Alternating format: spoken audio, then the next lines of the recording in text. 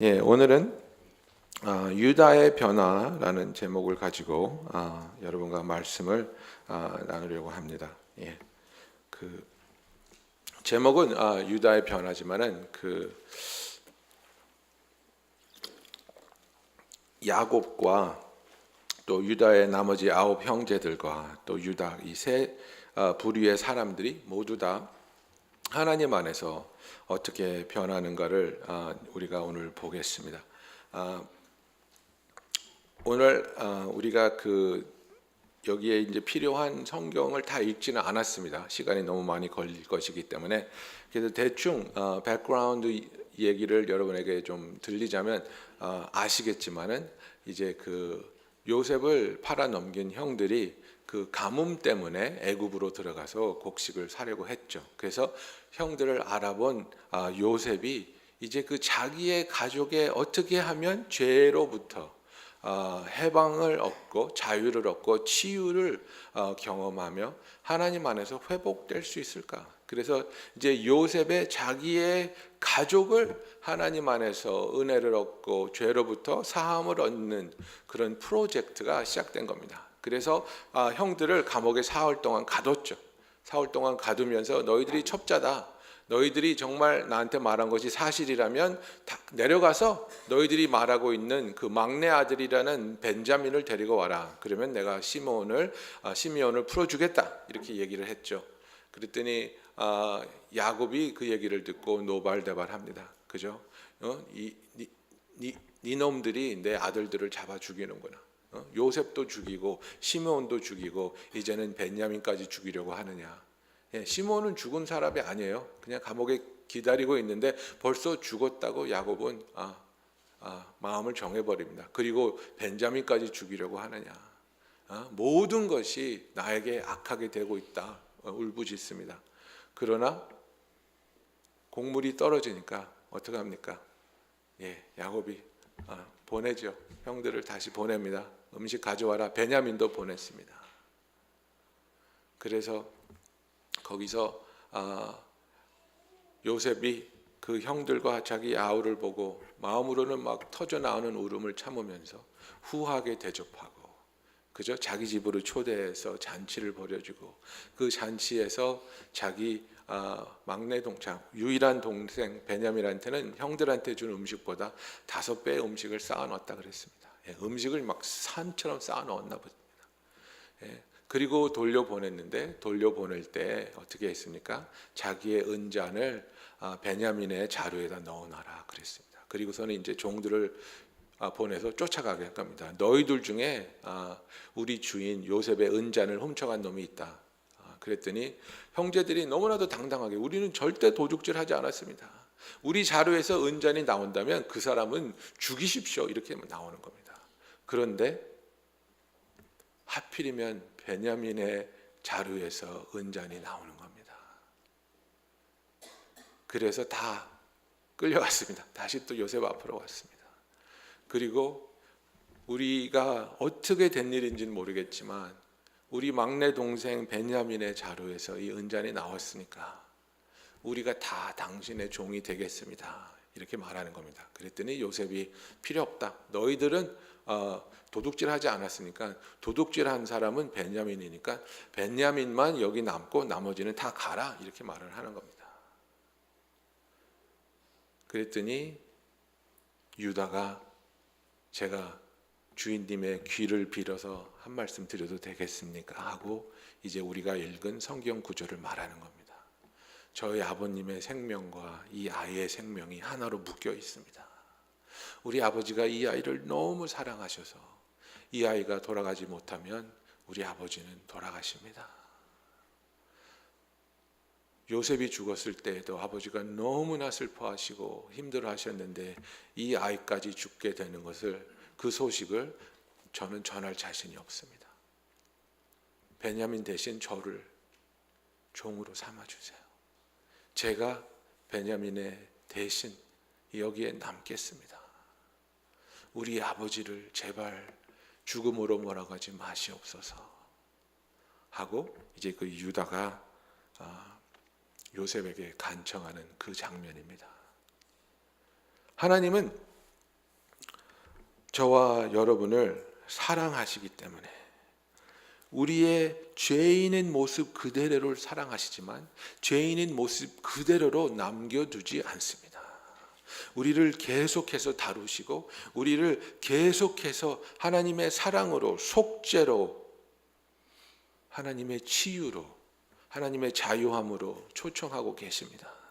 그래서 고린도후서 3장 18절에 보면은 우리가 다 수건을 벗은 얼굴로 거울을 보는 것 같이 주의 영광을 보매 그와 같은 형상으로 변화하여 영광에서 영광으로 이르리니 곧 주의 영으로 말미암음이니라. 이게 무슨 얘기냐면요, 이것이 우리를 향하신 하나님의 예정하심이라 이거예요. 우리가 인간의 죄인인 모습으로 남아있는 것이 아니라 그와 같은 형상으로 변화하여 영광에서 영광으로 이를 때까지 하나님이 우리를 이끌어 가시고 하나님께서 우리의 삶을 다루실 거라는 것을 말하고 있는 겁니다. 이것이 하나님의 predestination입니다. 예정입니다. 우리가 영광에서 영광으로 옮겨질 것을 하나님은 예정하셨습니다. 그런데 그 예정하심 중에서 하나님께서 우리에게 상황과 우리들에게 일어나는 일들을 통해서 그런 일들이 일어날 수 있도록 그것에 대한 선택을 할 수 있는 자유의지를 주었다는 겁니다. 하나님의 그 예정하심이 우리를 로봇으로 만드는 게 절대로 아닙니다. 우리가 자유의지가 있다고 해서 하나님의 뜻이 우리의 삶에 일어나는 것이 아니라 내 인생은 내가 개척해 나가는 것이 또 절대 아닙니다. 나의 자유의지와 하나님의 예정이 합쳐져서 하나님의 놀라운 걸작이 형성되는 것입니다. 하나님은 우리를 성화시키기 위해서 sanctification을 이루시기 위해서 예정해 놓으셨고 인도하고 계시고 그 인도하는 길의 갈림길마다 우리에게 물어보고 있는 겁니다. 너는 무엇을 선택하겠느냐? 너는 무엇을 선택하겠느냐? 나의 뜻을 따르겠느냐? 아니면 너의 뜻을 따라서 너의 뜻대로 살겠느냐? 요셉이 형들을 사랑하고 아버지를 사랑해서 그들이 이런 모습으로 살아가서는 안 되겠다. 이런 아픔을 품고 살아가는 것을 더 이상 보지 못하겠다. 치유가 있어야 되고 용서가 있어야 되고 화해가 있어야 되고 자유함이 있어야 되겠구나. 그래서 그가 형들이 올 때마다 이렇게 상황을 만들고 상황을 몰고 가면서 그들이 새로운 선택을 할 수 있고 하나님의 뜻에 동의할 수 있는 사람들로 그들을 인도해 나가고 있었다는 사실입니다.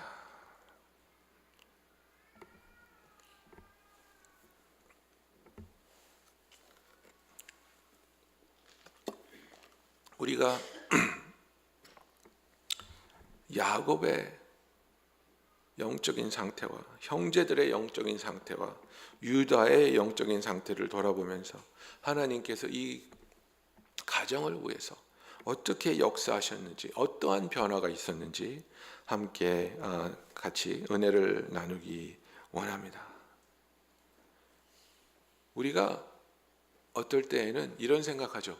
왜 자꾸 이런 일이 일어나지? 지금 나한테 왜 이렇게 어렵고 힘든 일이 일어나는 걸까? 정말 하나님은 계시는 걸까? 하나님은 정말 나의 기도를 들으시는 걸까? 왜 나한테 이렇게 아픈 일들이 자꾸 반복되는 걸까? 정말 이해할 수 없고 속된 말로 내가 정말 미치겠습니다. 요셉의 형제들을 한번 생각해 보십시오. 정말 미칠 일이 아니겠습니까? 곡식 사러 갔는데 정말 느닷없이 너는 정탐꾼이라고 시몬을 감옥에다 가두고 베냐민 데리고 오지 않으면 풀어주지 않겠다고 으름장을 놓습니다. 집에 갔더니 아버지가 노발대발하면서 내 아들들을 잡아먹는 놈들아 베냐민까지 죽이려고 하느냐, 절대로 못 보낸다. 그런데 곡식이 다 떨어져서 죽게 되니까 사정해서 아버지에게 정말 확인을 시켜드리고 절대로 베냐민이 다치지 않게 하겠습니다. 절대로 베냐민을 데리고 오겠습니다 하고 다시 애굽에 왔더니 잘해줘요. 막 잔치를 베풀어주고 음식을 주고 잘해줘요. 그래서 이제는 됐나 보다 그러고 돌아오는데 또 군사들이 쫓아와서 너희들이 은잔을 훔쳤지. 우리가 무슨 은잔을 훔칩니까? 집에 가는데 자루에서 은잔이 나오는 거예요. 다른 사람한테서 나왔으면 말을 안 하겠는데 하필이면 베냐민한테서 나오는 거예요. 정말 머리를 뽑고 싶은 심정이 아니었겠습니까? 도대체 왜 이런 일이 일어나는가? 이런 일이 일어날 때 우리는 지금 어떤 선택을 해야 되는가? 여러분 잘 생각해 보세요. 지금 이 상황이 형들이 요셉을 버리고 자기들의 행복을 위해서 요셉과 자기 아버지 야곱의 마음에 비수를 꽂은 그 선택의 기로와 똑같습니다. 우리가 요셉을 내치고 우리들의 행복을 추구할 것이냐, 똑같습니다. 우리가 베냐민을 여기서 두고 가면 우리는 곡식을 가지고 가서 먹고 살 수 있다. 베냐민을 버리자. 베냐민을 요셉을 버렸던 것처럼 버리자. 베냐민을 버리면 우리는 집에 가서 지금 얻어온 음식 가지고 살 수 있다. 근데 변화가 있죠. 베냐민을 버리지 못하는 거예요. 다 한 사람도 빼놓지 않고 요셉에게 돌아가는 거예요. 하나님이 하시는 일이 있습니다. 여러분 우리가 어려움을 당하고 힘든 일을 당하고 이해할 수 없는 일이 우리의 삶에 생길 때에 하나님을 향해 주먹을 쥐는 것이 아니라 하나님 이 상황에서 나를 무엇으로 어떠한 은혜로 초대하고 있는지 내가 깨닫게 하여 주시옵소서. 나를 위한 선택을 하는 것이 아니라 하나님이 기뻐하는 것을 위한 선택을 할 수 있는 지혜를 주시고 용기를 주시옵소서 기도하는 저와 여러분이 되기를 예수님의 이름으로 축원합니다. 여러분 야곱은 이기주의적인 사람이었습니다. 제가 저번 주에도 말씀드렸지만은 정말로 하나님이 야곱만큼 자주 만나주시고 구약에서 야곱만큼 은혜를 베풀어 준 사람이 없습니다.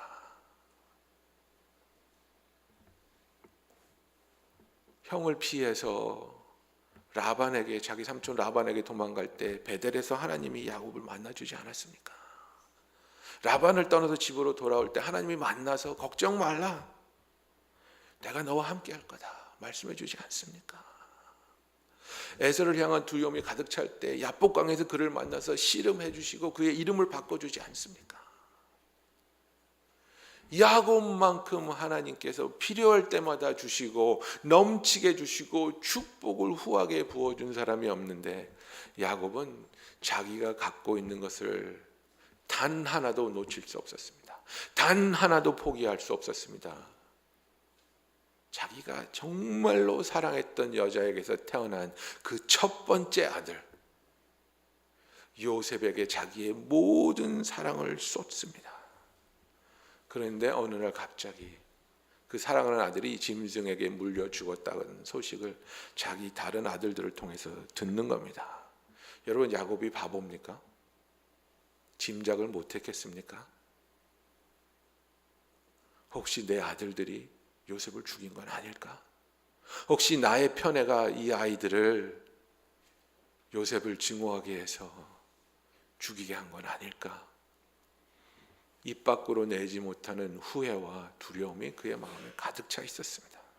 그리고 그 두려움과 원망이 베냐민을 데리고 오라고 할 때에 터져 나오는 겁니다. 42장 36절에서 너희가 나에게 내 자식을 잃게 하도다. 요셉도 없어졌고 시므온도 없어졌거늘 베냐민을 또 빼앗아 가고자 하느냐. 이는 다 나를 해롭게 함이로다. 여러분 야곱은 요셉을 잃은 것에서 헤어나지 못했습니다. 그 사랑하는 아들을 잃은 아픔에서 벗어나지 못했고 치유받지 못했습니다. 트라우마가 있는 겁니다. 그 사랑하던 그 애지중지하던 아들이 갑자기 죽어 없어졌을 때에 그가 받은 그 충격과 상실감과 분노와 두려움을 이겨내지 못했습니다. 그리고 나서 그 두려움 때문에, 그 아픔 때문에, 해결되지 않은 그 상처 때문에 야곱이 변해가고 있습니다. 무엇으로 변해갑니까? 모든 것을 지배하고 모든 것을 통제해야 되는, 영어로 말하면 control freak이 되는 겁니다. 정말 유별난 사람들이 있죠. 모든 것이 자기 뜻대로 돼야 되는 사람들. 모든 것, 먹는 것, 마시는 것, 가구 배열부터 시작해서 빨래를 언제 해야 되고 어디다 걸어야 되고, 예. 그런 남편이 있는가 하면 또 그런 부인도 있습니다. 예. 정말 모든 것을 컨트롤하지 않으면 직성이 풀리지 않는 사람들. 그래서 그것을 컨트롤하려고 하기 때문에 가족들과 정말 많은 갈등과 아픔이 있는 사람들. 야곱이 그랬습니다. 왜 그렇게 되냐면 두려워서. 내가 이런 것을 통제하지 않으면 요셉을 뺏겼는데 베냐민도 뺏길까 봐 놓지 못하는 겁니다.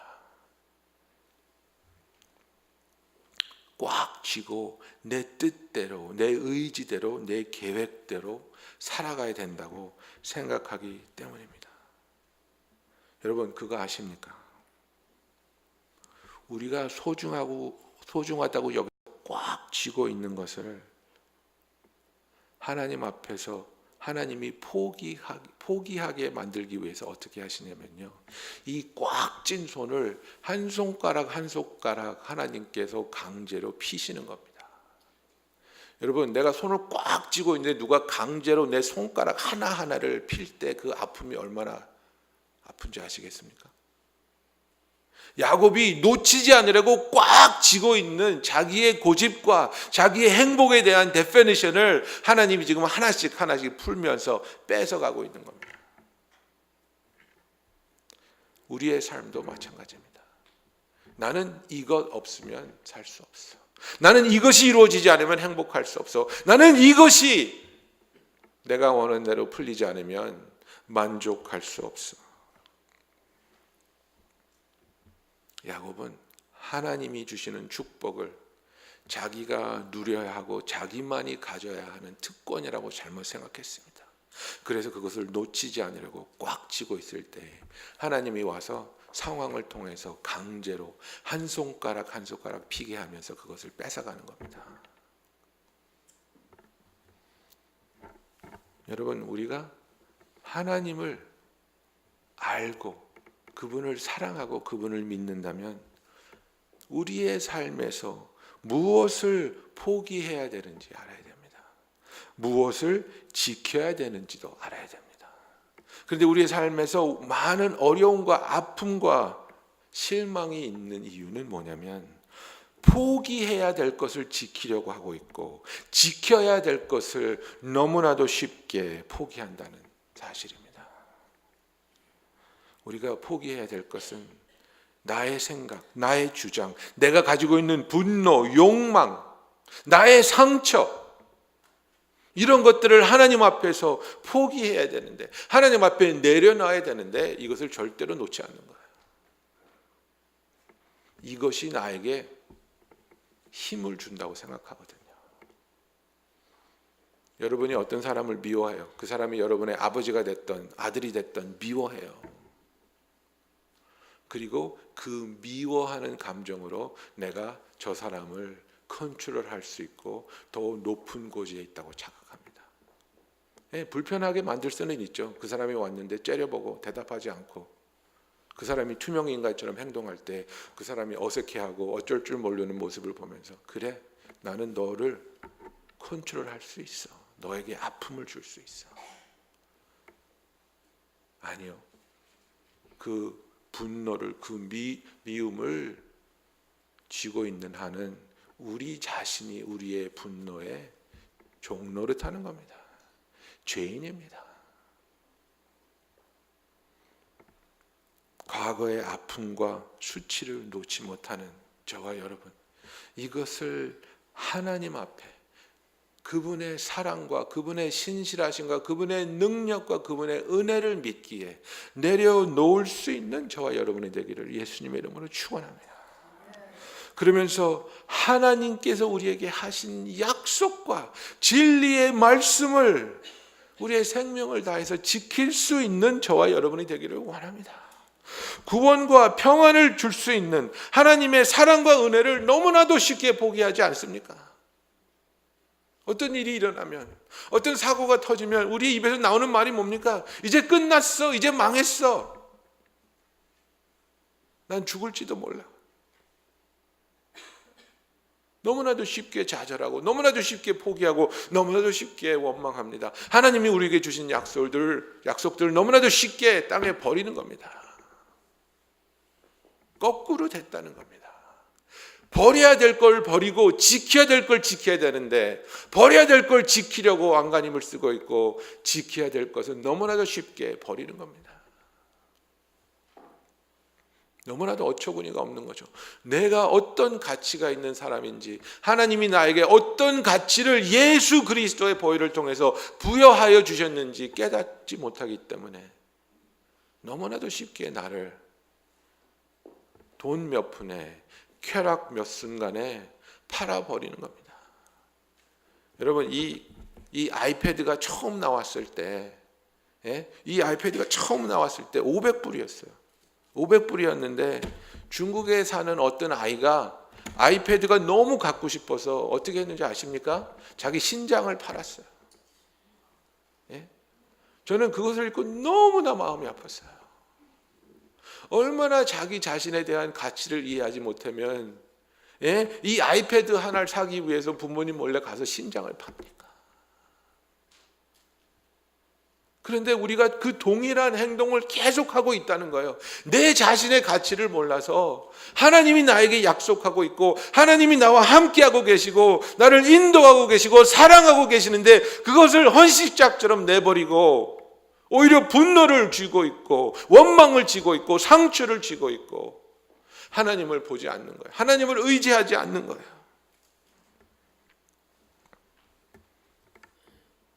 야곱이 그런 사람이었습니다. 그러나 그런 야곱에게도 하나님의 은혜가 다시 찾아옵니다. 창세기 42장 잠깐 보시겠습니다.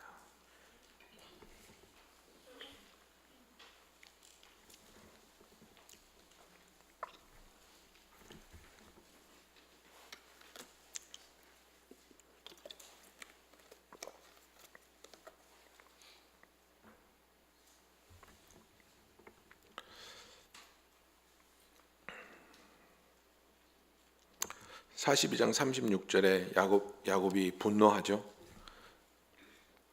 너희가 나에게 내 자식들을 잃게 하는도다. 요셉도 없어졌고 시몬도 없어졌거늘 베냐민을 또 빼앗아 가고자 하니 이는 다 나를 해롭게 함이로다. 38절 야곱이 이르되 내 아들은 너희와 함께 내려가지 못하리니 그의 형은 죽고 그만 남았음이라. 만일 너희가 가는 길에서 재난이 그에게 미치면 너희가 내 흰머리를 슬퍼하며 수월로 내려가게 함이로다. 43장 보겠습니다. 그래서 못 가게 했었습니다. 절대로 반대했었습니다. 그러나 아들 이제 그 형들이 아버지를 설득했고 이제 그 아버지에게 절대로 우리가 어떤 해도 끼치지 않게 하겠습니다. 그랬을 때에 14절에 이렇게 말을 합니다. 전능하신 하나님께서 그 사람 앞에서 너희에게 은혜를 베푸사 그 사람으로 너희 다른 형제와 베냐민을 돌려보내게 하시기를 원하노라. 내가 자식을 잃게 되면 이르리로다. 그랬습니다. 이제서야 야곱이 자기 손에 쥐었던 것을 내려놓고 있습니다. 포기해야 될 것을 포기하고 있습니다. 내 아우도 데리고 떠나 다시 그 사람에게로 가라. 전능하신 하나님께서 그 사람 앞에서 너에게 은혜를 베풀기를 원하노라 그랬습니다. 여러분, 여기서 전능하신 하나님이라는 이 구절이 God Almighty입니다. El Shaddai입니다. 창세기 17장에 하나님께서 아브라함에게 내가 너의 모든 필요를 채우리라고 아브라함과 언약을 맺으시면서 쓰신 말씀이 내가 I am your God Almighty. 내가 전능하신 하나님이다 라고 그때 처음 쓰였습니다. 야곱은 이 전능하신 하나님, 그의 모든 필요를 채우시는 하나님을 그의 삶에서 계속해서 경험했습니다. 베델에서도 그랬고 라반 삼촌의 집에서도 그 양들이 다 점박이로 태어나게 하는 하나님의 섭리 속에서도 그랬고, 라반을 떠나 돌아오다가 마하나임에서 하나님의 사자를 만나게 되면 거기서 하나님의 군대가 여기 있구나, 하나님이 나와 함께 하시는구나, 야복강 앞에서 하나님과 씨름하면서 하나님이 나와 함께 하시는구나, 하나님이 나에게 새 이름을 주셨구나, 전능하신 하나님 God Almighty El Shaddai가 나와 함께 하시고 나에게 말씀하시는구나, 그것을 깨달았던 야곱인데, 그가 그의 아픔을, 그의 욕심을 쥐어잡고 내려놓지 못할 때부터 그는 하나님의 음성을 듣지 못합니다. 하나님의 음성을 듣지 못하면서 하나님과의 관계가 멀어지기 시작하면서 그는 더욱더 표독스럽게 고집스러운 사람으로 변해가고 있었습니다. 그러나 그가 그 아들을 포기하고 하나님을 의지하려고 작정했을 때 하나님이 그를 다시 만나 주십니다. 창세기 46장 2절에 그 밤에 하나님이 이상 중에서 이스라엘에게 나타나 이르시되 야곱아 야곱아 하시는지라. 야곱이 이르되 내가 여기 있나이다 하매 하나님이 이르시되 나는 하나님이라.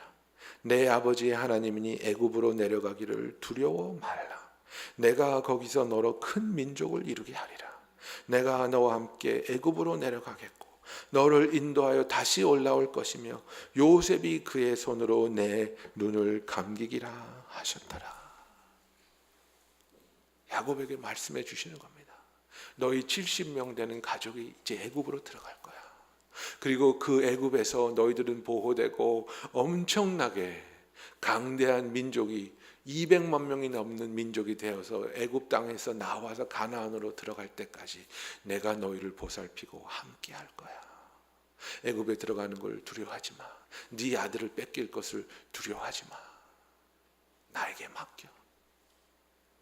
여러분, 우리의 아픔을, 우리의 두려움을 하나님께 드리지 않는 한 우리는 절대로 하나님이 우리의 삶에서 역사하는 것을 경험할 수 없습니다. A.W. 토절이 이런 말을 했습니다. God cannot use you greatly until He hurts you deeply. 하나님께서 우리에게 깊은 상처를 주지 않으시면 우리를 크게 사용할 수 없다라고 A.W. 토저가 말합니다.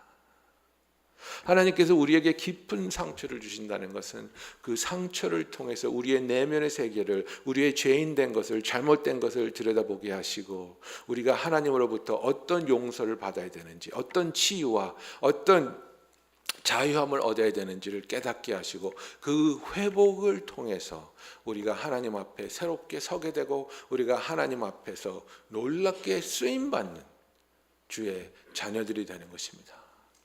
하나님께 두려움 없이 우리의 모든 것을 내어드리고 하나님께서 주신 그 약속들을 놓치지 않고 지키며 붙잡을 수 있는 저와 여러분이 되기를 예수님의 이름으로 축원합니다.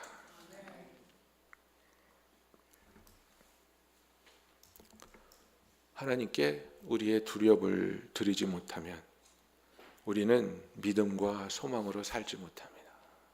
믿음과 소망 없이 사는 사람은 두려움과 모든 것을 통제하려는, 컨트롤하려는 그 엄청난 압박 속에서 살게 되는 겁니다.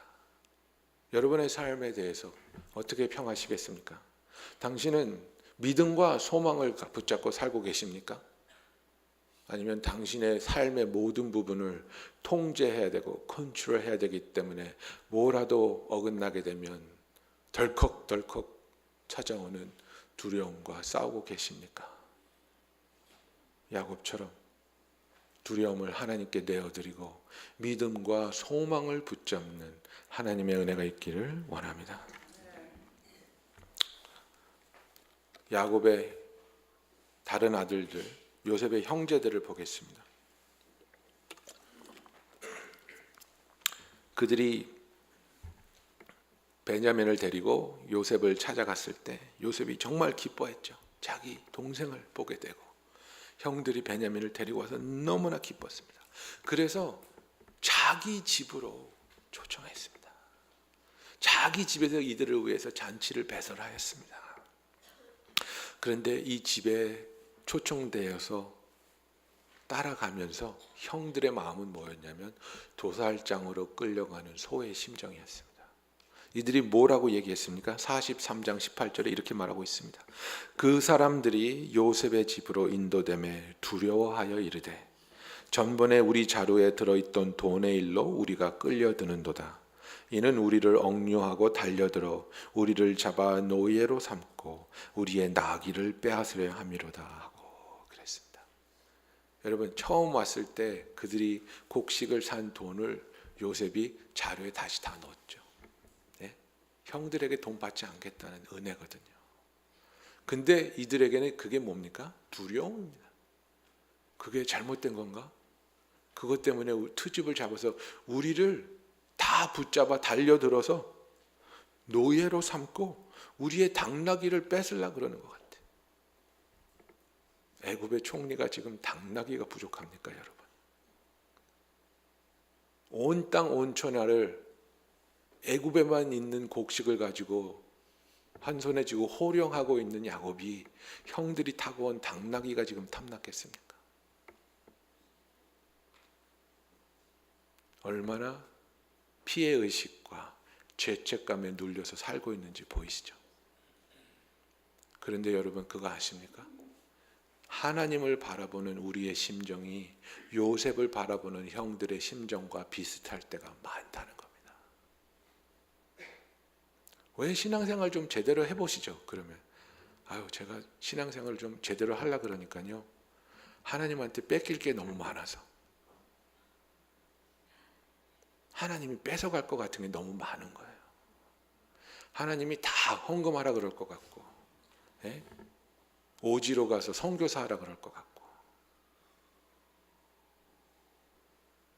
하나님이 내 삶을 엄청나게 힘들고 고난스럽게 바꿔버릴 것 같은 두려움 때문에 하나님께 가까이 가지 못하는 거예요. 하나님이 우리를 잡아 노예로 삼고 하나님이 우리의 당나귀를 뺏으려는 분이라고 생각하십니까? 정말로 우리가 헌신하면 우리가 가진 모든 것을 다 헌금하게 하고 뺏어가고 병들어 죽게 할 것 같습니까? 하나님은 당신의 당나귀를 탐하시지 않습니다. 하나님은 더 좋은 것으로 주기 위해서 우리에게 필요 없는 것을 제하시려는 사랑의 하나님입니다. 과거에 지은 죄 때문에, 그 죄책감 때문에 두려움에 사로잡힌 삶을 살고 있습니다. 죄가 해결되지 않은 사람은요, 일이 잘 돼도 문제고 안 돼도 문제예요. 여러분 그거 아시죠? 일이 안 되면 덜컥 드는 마음이 뭐예요? 죄 받는구나. 내가 죄 지어서 죄값을 치르는구나. 그래서 일이 이렇게 꼬이는구나. 이렇게 생각해요. 일이 잘 되면 어떤 마음이 들어요? 왜 일이 잘 되지? 이러다가 망할 건데? 이러다가 어떻게 터지려고 이렇게 잘 되지? 잘 돼도 불안해요. 왜? 죄책감이 해결되지 않아서. 지금 일이 엄청 잘 되고 있는 거예요, 여러분. 애굽의 총리가 자기들을 이뻐해서 자기 집으로 데려가서 밥 먹여주겠다는 거예요. 잘 되고 있는 거예요. 기뻐해야 돼요. 근데 뭐예요? 이 사람이 우리를 잡아가지고 노예 만들고 우리 당나귀 뺏으려고 그래요. 얼마나 두려움에 떨고 있는지 알겠죠. 얼마나 죄책감에 눌려 있는지 알겠죠. 부모가 된 사람들은 죄책감이 뭔지 압니다. 왜? 아이가 아플 때마다 혹시 이것이 내 죄 때문은 아닐까? 아이가 잘못되면 그것이 나의 죄로 인한 것은 아닐까? 그런 두려움을 느껴보신 적이 있으실 겁니다. 하나님은 죄책감을 통해서 우리를 컨트롤하는 분이 아닙니다. 하나님이 우리에게 주시는 은혜가 뭡니까? 고백과 회개입니다. 우리가 이 죄책감으로 어쩔 줄 몰라 할 때, 일이 안 돼도 두렵고 일이 잘 돼도 두려운 우리들에게 하나님께서는 그 죄를 나한테 고백해. 그 죄를 나한테 회개해. 내가 예수 그리스도의 보혈의 공로로 너의 죄값을 치렀고 너를 용서할 수 있어. 그리고 내가 용서한 죄는 기억하지도 않아. 우리는 하나님 안에서 언제나 새로운 시작이 있는 겁니다. 우리는 하나님 안에서 언제나 새로운 출발을 할 수 있는 겁니다. 진정한 회개와 진정한 참회가 있을 때, 죄가 어둠 속에 머물면 우리는 늘 두려움에 사로잡혀 삽니다. 그러나 죄가 하나님 빛 아들로 끄집어내어질 때, 그것에 대한 인정과 그것에 대한 회개가 있을 때, 우리는 하나님 앞에서 참된 치유와 자유가 있는 자가 되는 것을 성경을 통해서 보고 있습니다. 이 형들이 어떻게 바뀌었습니까? 베냐민을 버려두고 도망가지 못합니다. 애굽에 돌아와서 요셉에게 뭐라고 부탁합니까? 우리가 다 당신의 종이 되겠습니다. 요셉을 미워한 만큼 베냐민도 미워했을 겁니다. 그러나 베냐민을 지키려는 마음이 있죠. 그러나 그 아버지의 아픔을 헤아리려는 마음이 있죠. 성숙해가고 있고 자유함을 얻어가고 있습니다. 주 안에서 내 아픔, 내 서러움만을 주장하는 것이 아니라 다른 사람의 아픔과 다른 사람의 어려운 상황에 처한 것을 우리가 볼 수 있고 깨달을 수 있고 그것을 위해서 눈물을 흘릴 수 있는 은혜의 사람이 되기를 예수님의 이름으로 축원합니다. 마지막으로 유다의 변화를 봅니다.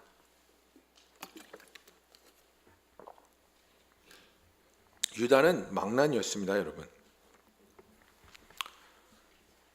제가 커버하지는 않았습니다. 시간이 없어서. 근데 창세기 38장에 보면 요셉을 팔아버린 후에 유다 얘기가 나옵니다. 정말 그 요새 시대에 일어났던 일이라고 해도 믿기 어려운 정말 막장 드라마입니다. 요셉의 일이 있고 나서 그는 형제들 아버지 다 보기 싫어서 딴 지방으로 가버렸습니다. 거기서 이방 여자하고 결혼합니다. 그래서 아들 둘을 낳습니다. 아들 둘을 낳는데 큰 아들이 아들을 낳지 못하고 죽었습니다. 그래서 아들을 얻게 하기 위해서 그 아들이 남겨놓은 며느리한테 다말한테 둘째 아들 줬습니다. 근데 둘째 아들이 또 죽었습니다. 그랬더니 이제는 그 막내 아들을 주면 얘도 잡아먹을 것 같으니까 안 주는 겁니다. 그랬더니 다말이 꾀를 내가지고 자기가 창녀로 변해서 유다가 창녀를 찾을 때 유다하고 동침합니다. 그래서 임신했다는 얘기가 나오니까 유다가 이제 자기 며느리를 죽이려고 했죠. 그랬더니 유다가 준 허리띠 뭐 이런 걸 내보이면서 저랑 잠잔 사람은 이 사람인데요. 다말이 낳은 사람 중에 한 사람이 베레스입니다. 베레스를 통해서 유다를 통해서 다윗 왕이 태어나고 다윗 왕의 혈통을 통해서 예수님이 탄생하시는 겁니다, 여러분. 성경은 적나라하게 정직합니다. 사람들을 절대로 미워하지 않습니다. 죄는 죄라고 분명하게 보여줍니다. 유다 같은 망나니가 없었습니다. 근데 여러분 그거 아십니까? 기독교는 불공평의 종교라는 거. 뭐라 그러면 애들이 항상 하는 말 있죠. It's not fair. 기독교만큼 It's not fair를 외쳐야 되는 종교가 어디 있습니까? 죄 없는 의인이 죄인 대신 십자가에 못 박혀 죽는 것만큼 불공평한 게 어디 있습니까? 이게 하나님의 은혜입니다. 유다는 여기서 예수님의 유형으로 나오는 겁니다. 자기가 은잔을 훔치지 않았지만, 자기가 죄를 짓지 않았지만, 이 모든 사건의 발단은 야곱의 그 이기주의였지만 지금 유다가 뭘 하고 있습니까? 아버지의 허물을 덮고 있습니다. 아버지의 허물을 사랑하고 있습니다. 변하지 않은 그 옹고집의 아버지의 모습 그대로를 유다는 지금 사랑하는 겁니다. 내가 대신 종으로 낳겠습니다. 제발 베냐민 보내주십시오. 더 이상 우리 아버지가 아파하고 이것을 인해서 돌아가는 것을 저는 견딜 수 없습니다. 내가 그 자리에 가겠습니다. 내가 평생 당신의 종이 되겠으니까 제발 우리 아버지 살려주세요. 다른 사람의 변화를 요구하지 않으면서 그 모습 그대로 사랑하는 것이 참 사랑입니다, 여러분. 저희 가정도 정말 무뚝뚝한 경상도 사나이, 부산 사나이 우리 아버지 때문에 많은 아픔이 있었습니다. 그리고 정말 오랜 세월 동안 우리 아버지를 변화시켜 주시옵소서 기도했습니다. 근데 정말 쇠기의 경일기처럼 그 기도를 하나님이 안 들어주시는 거예요. 변하지 않으시는 거예요. 그런데 하나님께서 어떤 계기를 통해서 우리 가족들에게 새로운 깨달음을 주십니다. 네 아버지가 변하게 해달라고 기도하지 말고 이 아버지 그대로를 이해하고 사랑하면 안 되겠니? 그때서 저는 깨달았습니다. 내가 얼마나 죄인인지, 내가 얼마나 교만했든지, 아버지를 정죄하면서 아버지를 사랑하지 못하는 완악한 내 심정을 보지 못했었습니다. 기도가 바뀌었습니다. 아버지를 변하게 해주세요라는 기도가 없어지고 아버지를 사랑하게 해주세요. 그 모습 그대로 사랑하게 해주세요. 하나님의 치유와 회복이 시작되었습니다. 여러분, 요셉이 자기의 형들을, 자기의 아버지를 회복시키시고 또 사랑하는 관계로 돌아오게 하기 위해서 이 모든 상황을 준비했습니다. 그리고 그 상황 속에서 하나님의 은혜의 역사가 있었습니다. 요한복음 15장 13절에 우리가 잘 아는 말씀, 사람이 친구를 위하여 자기 목숨을 버리면 이보다 더 큰 사랑이 없나니. 이것이 예수 그리스도의 사랑인데 유다가 아버지를 위해서, 베냐민을 위해서 이 종의 자리를 차지하겠다고 나서는 겁니다. 저와 여러분도 나를 힘들게 하는 상황, 나를 아프게 하는 사람들, 그것에 대한 분노와 증오를 내려놓고 나의 삶에서 하나님이 사랑하라고 주신 가족들, 형제, 자매를 미워하고 원망하고 그들이 변화되면 용서하겠지만 지금 이 상태에는 용서할 수 없다는 그 마음을 내려놓고 변하지 않는다 할지라도, 그 모습 그대로 남는다 할지라도 내가 사랑하고 내가 용서하며 내가 화해하면서 나가겠습니다. 나를 사랑해 주시고 나를 위해 십자가에 돌아가신 예수님의 사랑을 기억하면서 그 은혜를 나도 베푸는 주의 빛과 소금의 역할을 감당하게 하여 주시옵소서.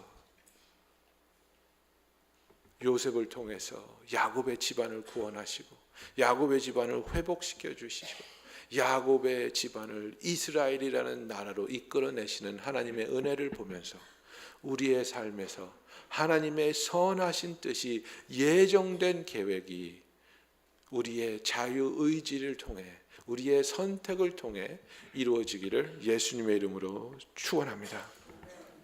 기도하겠습니다.